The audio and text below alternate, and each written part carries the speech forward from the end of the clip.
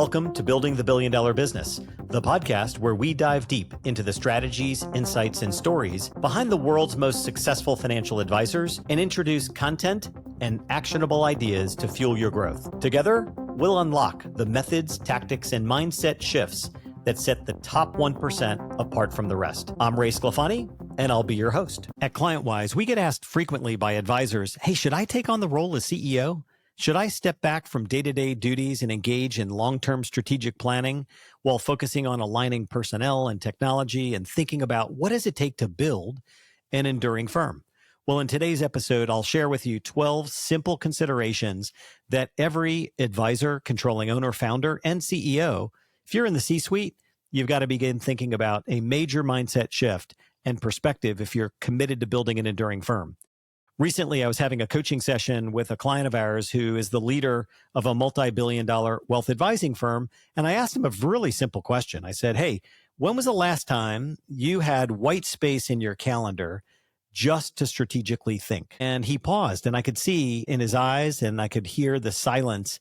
He was actually thinking through his schedule, and he looked at me with a straight face and said, with all of the M&A activity we have going on, with the cap table restacking and private equity, growing our firm, and I, frankly, he said, hadn't had the time to really carve out that white space. If you want to build something that's truly enduring, that's durable and sustainable, a shift where you step away from the business to make major decisions about aligning key personnel, strategic planning, technology, marketing, all of that requires a dedication of time and attention. I think we all know that, but take a look at your calendar. When was the last time you audited where you spent your time? In order for your business to be durable and sustainable, this is a shift that must be taken. You want to invest time very specifically to consider what does the future look like.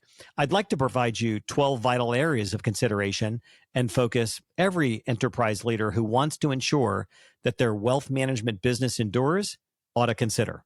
So there are 12. Let's dig into it. First, it's culture. Enduring firms set the right tone at the top of the organization around empathy, transparency, purpose, vision, and mission. We call it leaving a set of tracks.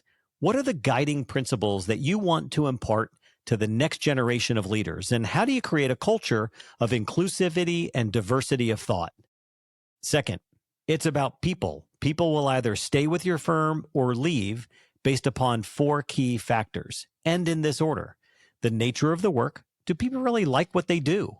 The nature of the workplace. That's that vibe. What's the culture about?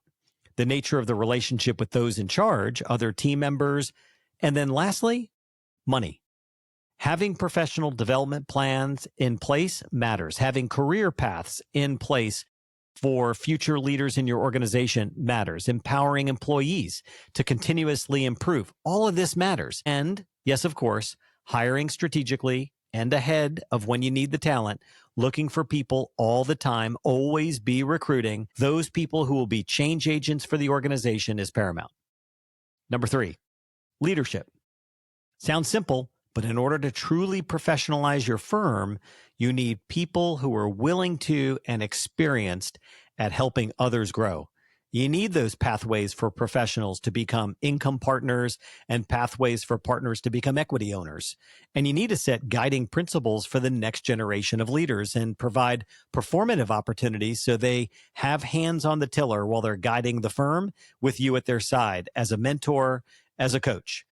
Number 4, value creation. Seems obvious, but becoming a preferred partner in your markets that you're focused on is all about focusing on the client and looking for new ways to create value. We see this expansion of wealth management as a service in a big way in our industry. In fact, what we're seeing in terms of value creation is that many of the successful best in the business are focused on sort of these micro family offices. They're not doing all the services related to family wealth office. Not all of the clients have 100 million or more of investable assets, but they're starting to provide all the aspects of financial planning and going one step deeper with giving strategies and philanthropic approaches. You want to institutionalize your client advising so that you can scale this expansion of value. And you want to make sure the brand of the business has its own, set aside from any advisor in your firm personally. You've got to continually innovate, looking for new solutions, new technologies, and staying up to date on the latest developments and strategies. Number 5, competition. Enduring firms recognize what the potential threats in the marketplace are and always act as if the competition's coming. Who are your competitors? How do you stack up? Not just on a local and regional basis, but against national competitors as well. And looking out for those black swans. Who else might be getting into the business that could be a massive disruptor? And what is your firm prepared to do about it? On the competition front, one of the things I'm noticing is that competition is coming after your talent. With such a shortage of financial advisors and top talent entering the profession, we're noticing sharp elbows and lots of recruiting from one firm to another. Number 6, growth. There are essentially 3 ways to grow: intentionally and profitably. We've got the organic growth, that's harvesting additional revenues from existing client relationships. We've got inorganic growth, getting out of the marketplace and generating new clients. And then there's acquisitive growth via M&A.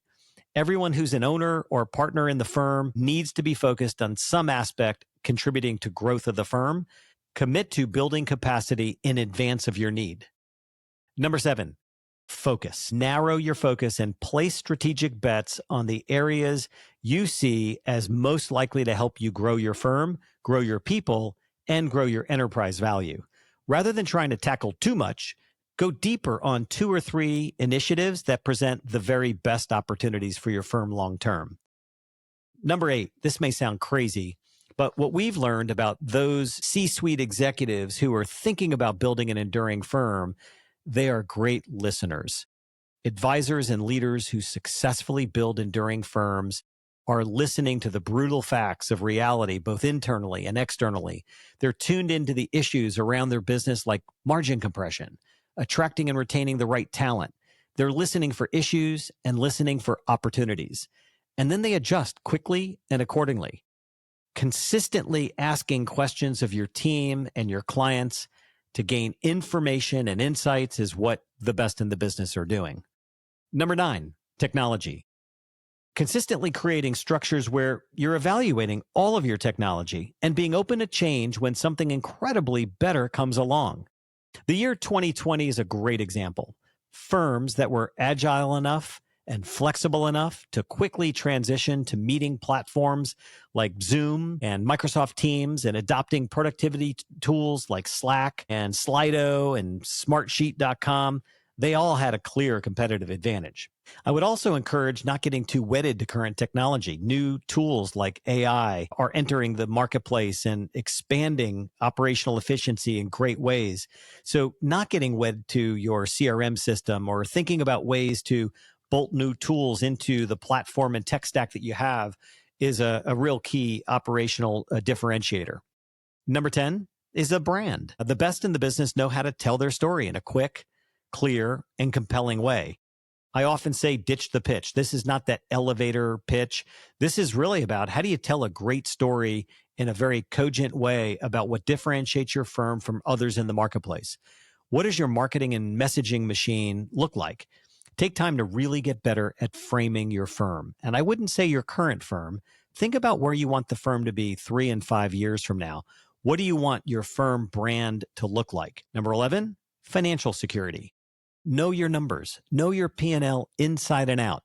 It's a math problem, and it's worth solving. It's about profit targets, growth targets, enterprise value metrics, revenue per professional, revenue per team member, revenue per client. Build a dashboard that allows you to track these and other metrics more easily. Build solid pro forma spreadsheets for the next 3 years, 5 years, and 10 years. And make sure that in your financial forecast, you're considering steady state growth. You're considering crash and burn. Man, what if the market declines by 20% in 1 or more years? What does the moonshot look like? Number 12, succession. Every enduring firm has a strong succession planning strategy. They establish a never-ending succession and leadership transition planning process, and they don't hold too tight onto the reins. When you focus on creating value for others, you in turn drive and grow the value of the enterprise. Bring as many partners as possible into the firm that can help you grow the business and who want to be great leaders. Remember, dilution is good so long as you choose partners wisely. I do hope that these 12 considerations sort of weave their way into your next partner meeting. I hope these 12 considerations end up in your quarterly offsite meeting. And maybe, just maybe, you look at each and every one of these items and score yourself on a scale of 1 to 10. How is our firm doing in building truly an enduring firm? And ask your next generation leaders what role they want to play in enhancing and improving your firm in each of these areas. Well, thanks for tuning in, and that's a wrap.